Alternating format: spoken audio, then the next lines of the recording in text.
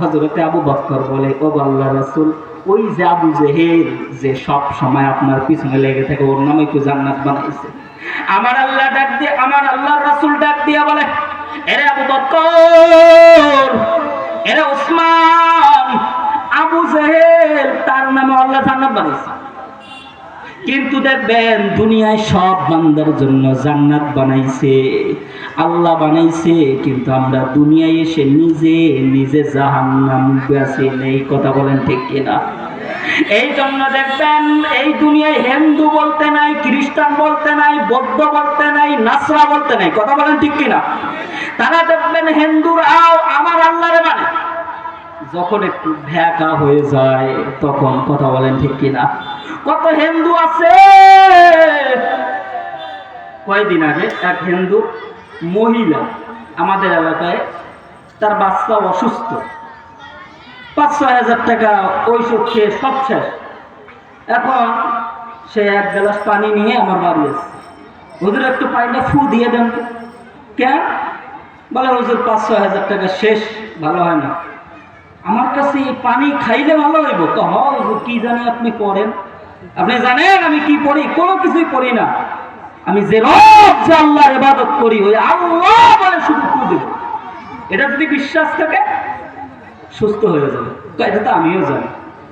তার মানে এটা থেকে বোঝা যায় দুনিয়ার মধ্যে একমাত্র মালিককে। সেও বোঝে নিজের আল্লাহ, নিজের খোদা আবার নিজে বানায় মাটি দিয়া। কথা বলেন ঠিক কিনা? নিজের খোদারে আবার বাস দেয়। কথা বলেন ঠিক কিনা? এই জন্য দেখবেন দুনিয়ায় আমার আল্লাহ যাদেরকে বানাইছে, আমার আল্লাহর গোলামি করার জন্য।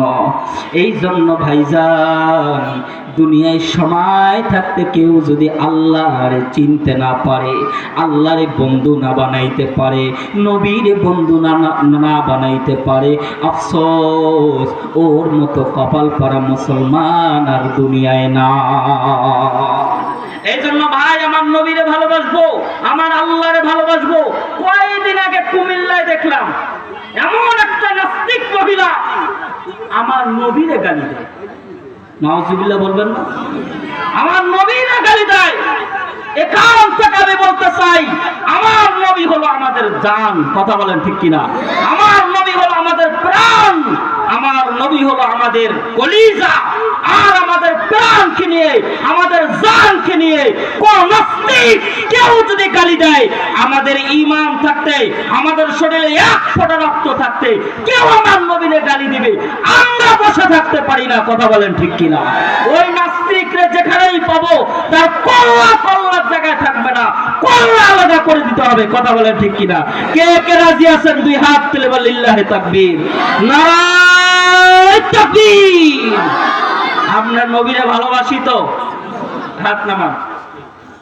যদি আমরা নবীরে ভালোবাসি তাহলে বলেন তো দেখি, এখানে যারা নবীরে ভালোবাসে হাত তুলে বলবেন, যারা এখনো ৫ ওয়াক্ত নামাজ ধরে নেই। হুজুর, এই ময়দান থেকে এটা একটা জান্নাতি ময়দান, এখানে মানুষ যতক্ষণ বসে থাকবে সওয়াব হবে, নেকি হবে, বাইরে যতক্ষণ ঘুরবে গুনাহ হওয়াটাই বেশি। কথা বলেন ঠিক কিনা? এই জন্য এখানে এখনো যারা ৫ ওয়াক্ত নামাজ পড়ে বা পড়ে না, সবাই হাত তুলে এখানে নিয়ত করেন তো, হুজুর আমি আজ থেকে আমি নিয়ত করব ৫ ওয়াক্ত নামাজ, এবং আল্লাহ রাসূল যেভাবে আমাদেরকে শিক্ষা দিয়েছে এইভাবে আমরা চলব। একটু হাত তুলে দেখান তো কে কে রাজি আছেন? লিল্লাহি তাকবীর। আল্লাহ সবাইকে কবুল করুক। সকলে বলেন আল্লাহুম্মা আমিন। আমরা সবাই রাজি তো ইনশাআল্লাহ?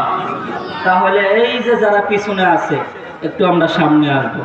আসলে আমি তো আলোচনা করতে আসি নাই, আপনাদের প্রধান মেহমান হযরত মাওলানা আব্দুল মতিন দিনাজপুরি, উনি আমার বড় ভাইজান, ওনার সাথে আসছি।